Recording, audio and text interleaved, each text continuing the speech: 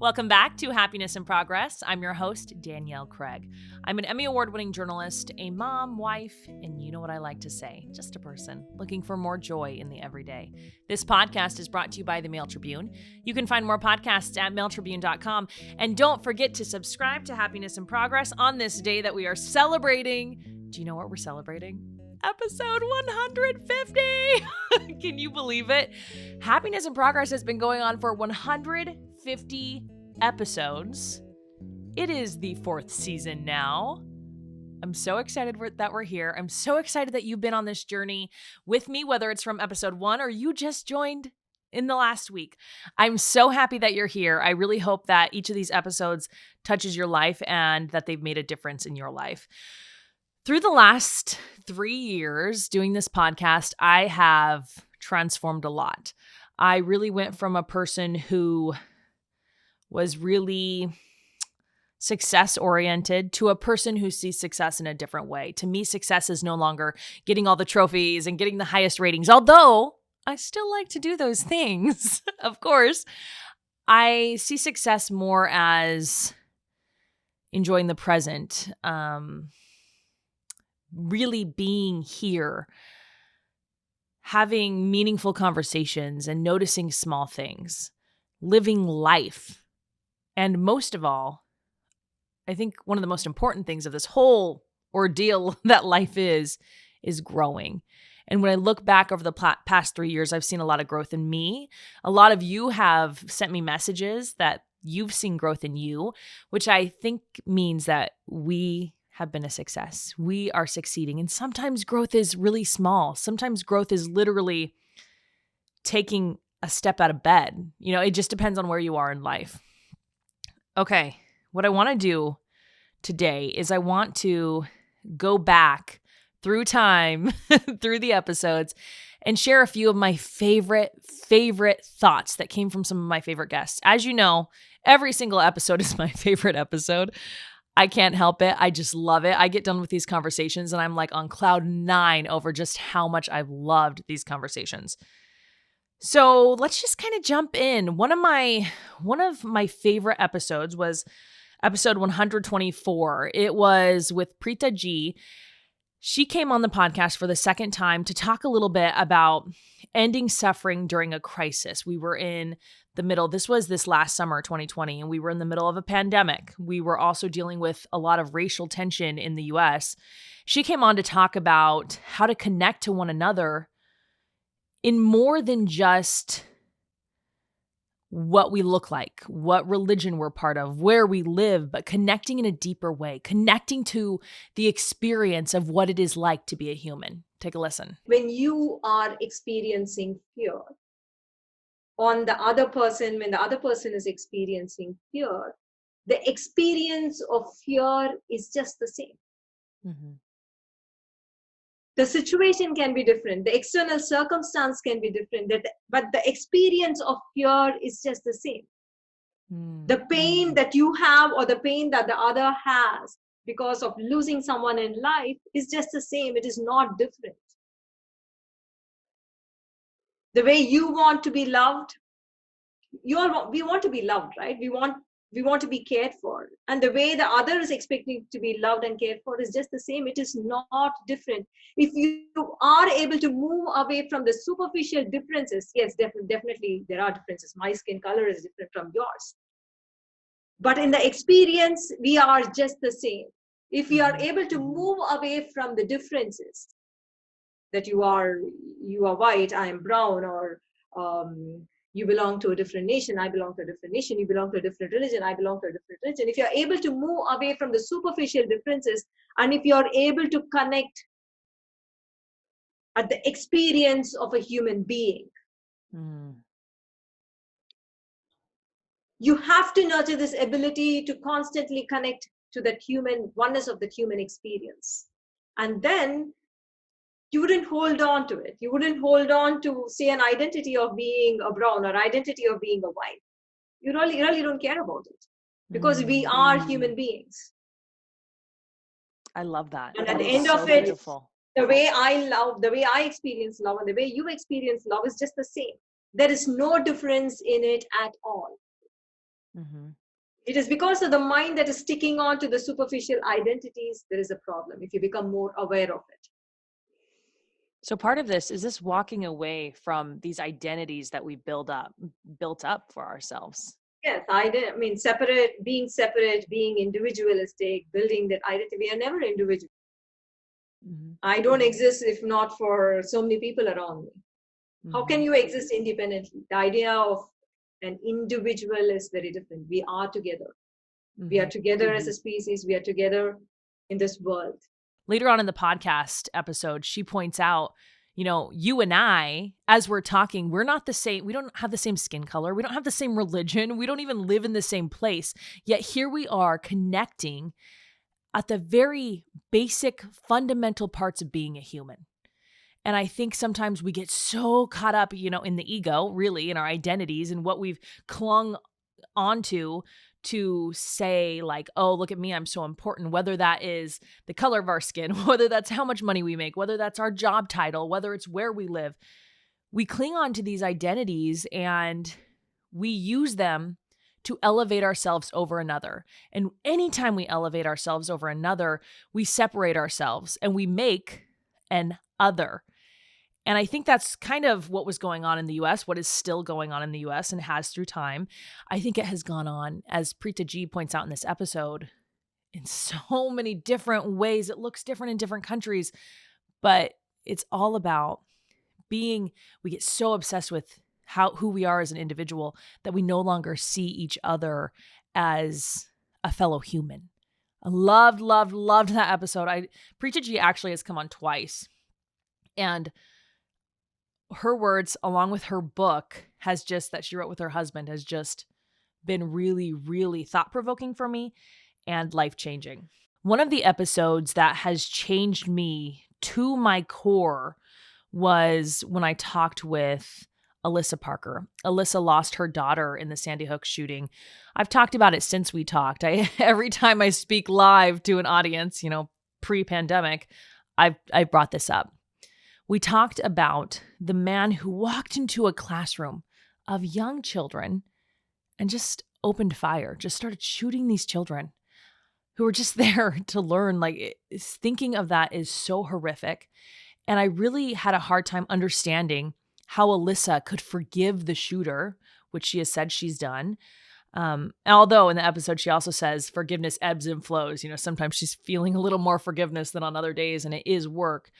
But that she could forgive the shooter was just such a out of this world thought to me. How could someone forgive someone who did something so horrific? She explained it in the episode, and it has changed my life. Take a listen. You and your family had been taught how to visualize your loved one and then have a conversation with them. And you decided to do this with the shooter. And this is what you would have said to him. Of course, we know you were never able to say anything to him. He died that day. But you said this, quote, "I just don't understand. I just don't understand how you could look at all those innocent people in the eyes and shoot them. I think about every one of their faces and imagine seeing what you saw in their final moments. I just don't understand. My daughter's name was Emily. You murdered Emily." You go on to write, "She was my life. She was my light. Do you remember her? Do you? Do you? You didn't just take life from her. You took life out of me and my family. I hate that you have the power to affect me, and I want it back." Do you feel like you got that power back in all these years? I think I came to understand that he didn't have as much power as I originally felt that he had. Mm-hmm. And so taking that power back, it was a choice to give it to him in the first place. And I felt like understanding that and coming to terms with, yes, he had the power to take her life away and those others, but the rest of the things that he could affect about my life, that was my choice to give that to him. And so understanding that a lot of that had to do with me and coming to terms and understanding what I was giving him versus what he had earned or taken away from me. And so I just really had to come to terms with what that meant and what that really looked like. Wow. Can't imagine the journey that took. Do you feel like you are at a place now that you've forgiven him? I feel like it has alleviated so much weight that I felt like I was carrying by letting that go and by forgiving him. And how I've tried to describe it to other people is by understanding that there was limitations to what my judgment and my understanding of what he could do, that, I just really could give that to God.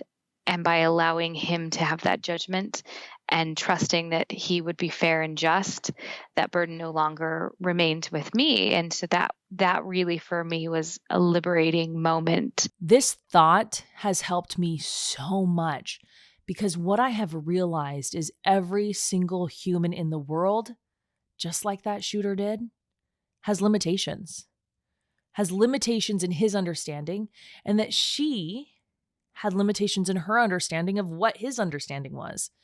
We all have different experiences. When someone cuts us off when we're driving to work, what is the limitation? Maybe it's not something extreme. Maybe it's literally just that day they found out that someone they love was in the hospital. Maybe it's someone they lost, or they're stressed because their marriage is falling apart. We just don't know. We don't know what's going on behind what we see. And we forget that. Again, this kind of goes back to what Preeta G said, which is we are all just humans. And so many of us, all of us, have different limitations that make us act in different ways. And I think that forgiveness needs to be there. And having this example so early on in this podcast, I've been able to cling to that and go back to that and remember, Danielle, like Alyssa could see that he had limitations. The shooter had limitations. Like I can see that this person who just harmed me in this way has limitations too. I love that conversation. I go back to it all the time. The next episode I wanted to point out was with Treva Kuiper Runyon. She is a widow and is an incredible woman who has created this space for widows online. And this is episode 114. She came on to talk about what it was like losing her husband. Her husband died in a car crash while one of her sons was driving. And just really honestly, everything we talked about, from having to go through losing your husband, but also having these children, these beautiful children who were going through losing their dad. This was such a powerful conversation. But there was one thing that stuck out to me, one thing I don't know why I had never thought of. Here it is. Every married couple, one of them will bury the other. I heard that one time and I was like, whoa, if you think about that. Every married couple, one of them will bury the other. And that's not something to fear, and it's not something to be morbid about. But for those that haven't suffered grief, they will, whether it's the loss of a job, the loss of a person, the loss of a house. It will come because we live in a broken world where there is much loss, but there's much hope as well. And of course, she said, this isn't something to fear. But in my mind, I'm thinking, no, I'm going to fear that. But really, she's right. This is part of the broken world that we live in. And I love that she brought this out, not because, this is a morbid thought, or not because I want to be afraid, but because I think that when we realize what we're living in this broken world where we have a lot of loss and we lose people we love, and she even mentioned losing a job or losing a home, whatever it may be. There's been a lot of loss this year. When we realize that, it is a lot easier to bring ourselves back to where we are in the gratitude of what we have in this very moment, whether that's a spouse or a child or a job or a home. It brings us back to the gratitude. I think that is so easy to let go of and just take things for granted because we had them yesterday, we're going to have them tomorrow. I mean, that's the hope, but she brings out that point that in every relationship, one partner will have to bury the other. I think that is something to remember just as we're treating our partners, how we want to treat them, and we're not taking them for granted, and really all the people in our life. This brings me to the next episode I want to talk to. This one kind of had like explosions going off in my mind. If you can picture that emoji with the brain just like exploding, that was me during this episode. It was with David Guillaume, episode 79. We talked about Kabbalah. Kabbalah is a spiritual practice. He talked about it being used in several different types of religions. But one of the things that stuck out to me was kind of our soul's journey. And we talk a lot about limiting beliefs and how limiting beliefs, a lot of them have come from when we were kids, like times we can't even remember. You know, our parent might have said, you know, you can't sing. And then we just believed for the rest of our lives that, okay, I can't sing, right? But Kabbalah takes this a step further. Take a listen. We all have limiting beliefs, and they definitely stem from experiences we've had as a child.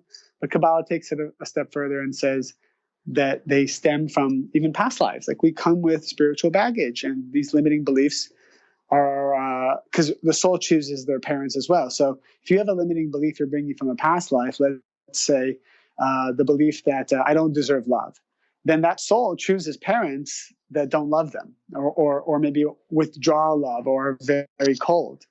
Because by having parents like that, it will help awaken that limiting belief even further so that you can transform it. So the first thing we do is identify people with limiting beliefs. And I've noticed that in one of three areas, somebody always has a limiting belief. So with relationships, most people have a limiting belief whether they can be happy, whether the right person exists, whether a relationship can be enjoyable. Most people actually think that relationship is 50% suffering, 50% enjoyable. Wow. So, and then we have with financial abundance, I see this more often than you can imagine. People have a belief system that you can't be successful, that you can only be successful if you sacrifice everything in life. All these different types of limiting beliefs. And what we learn is that the Creator is infinite, and the Creator wants to give infinite to the souls of humanity. So whatever you think you're allowed to receive or not allowed to receive is nonsense. Creator wants to give you infinite. Now you need to get out of the way and allow yourself to receive that.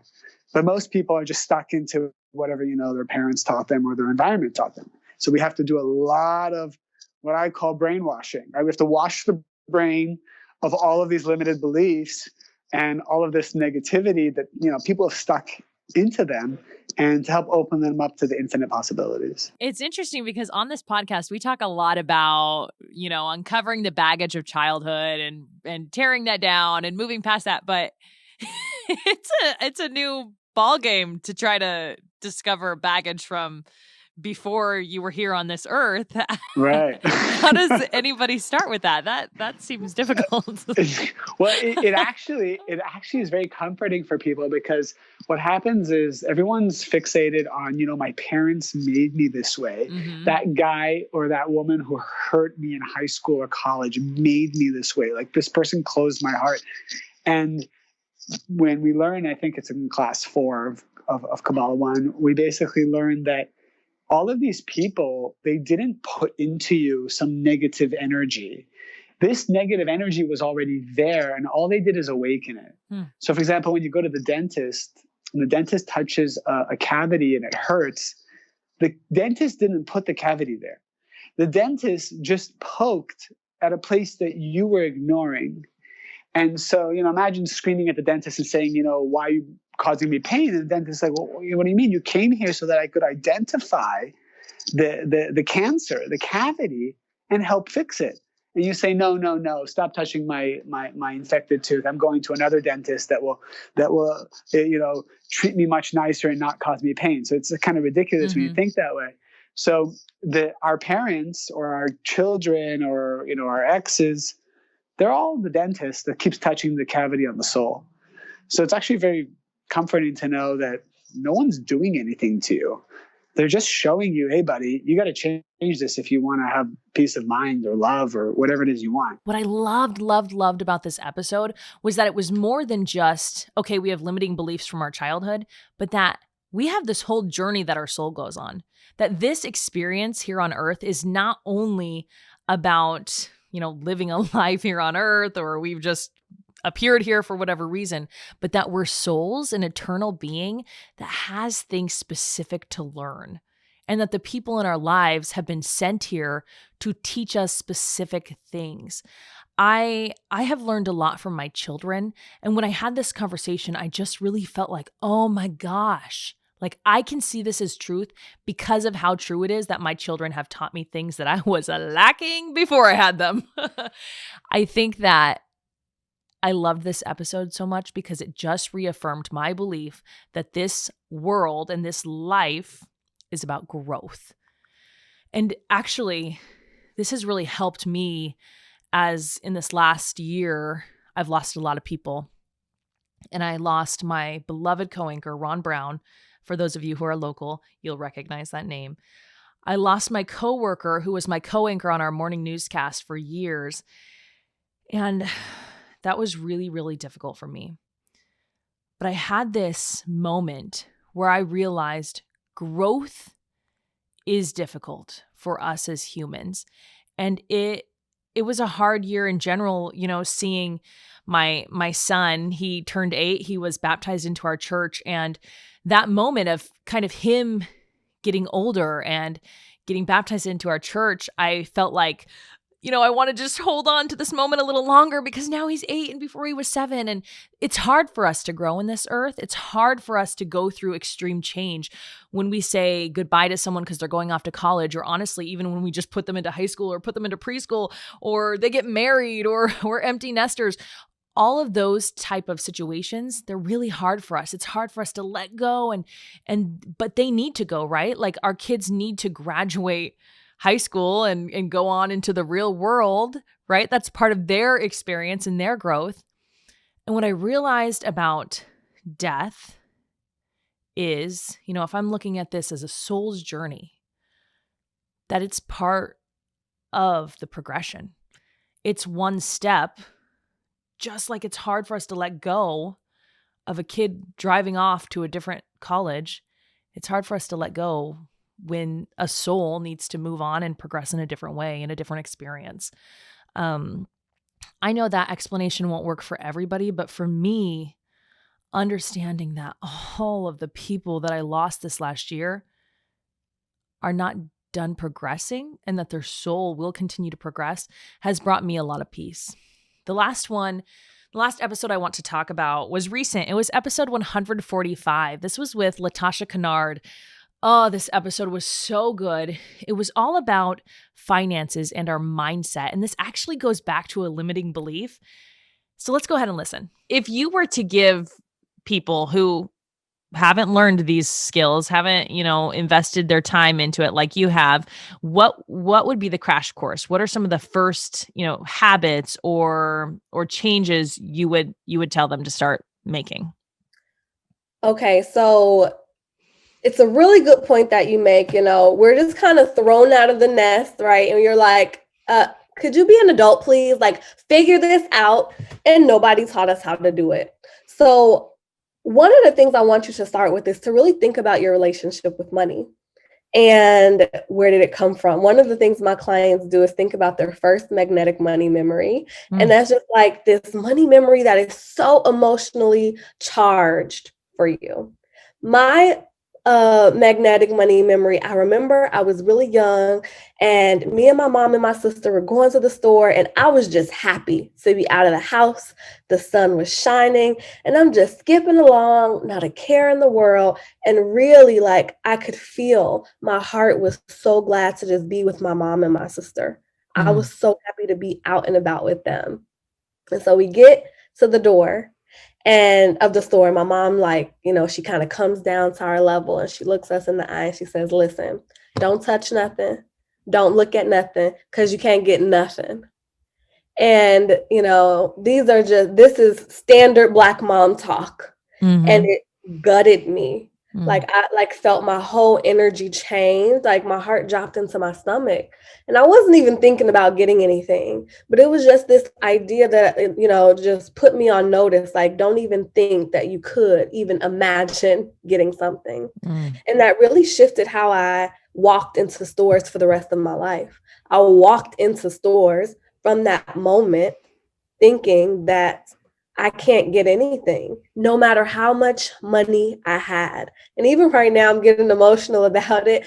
And I'm thinking about how many of us have those experiences in those times, but we don't think about them and we don't realize how much they impact us going forward. So this is not just some woo-woo exercise. This is like really get up close and personal with the things that are driving your financial decisions and you don't even know it. So when I have that feeling, even though I might be making more money than I've ever made in my life, but I walk in the store and I have this feeling of, I can't buy anything. I shouldn't buy anything. That's where it comes from. And you might hear that and think like, oh, well, that's good. Not buying anything is good. But having a lack mentality, right? That's not good.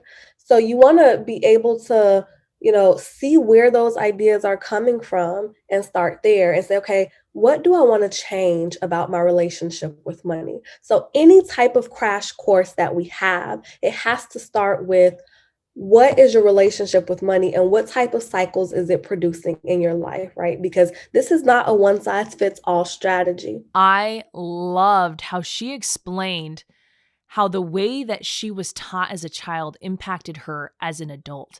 And she has actually had to rewire her brain. And this has been a process. She talks about how even though she's been doing well for some time, this has just been recent where she started to understand that she's not that little girl who can't touch all the things and can't afford anything because she's made a different life for herself.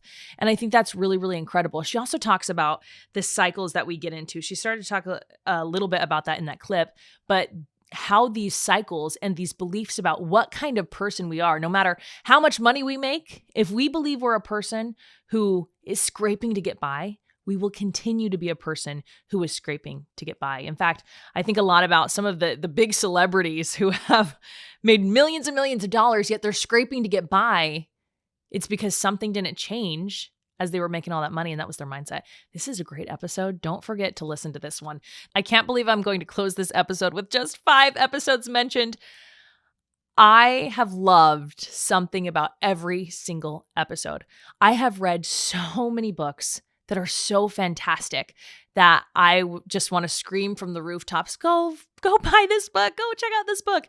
As I was writing out my notes for this episode, I was thinking, you know what I need to do? I need to write a blog post of all of the books I've read for this podcast because there are some amazing books. So many authors have come on, and reading their books and then talking to them has just changed the way that I see the world, changed the way that I see myself, changed the way that I see my progression in this life. And it has been such an honor to be the host of the Happiness and Progress podcast. I am so thankful for each of you. Thank you for downloading. Thank you for subscribing and clicking the like buttons and leaving ratings. I am just so thankful that you're here on this road with me, and let's keep going, right? Let's go to 200. All right. Thank you guys so much for being here on Happiness and Progress.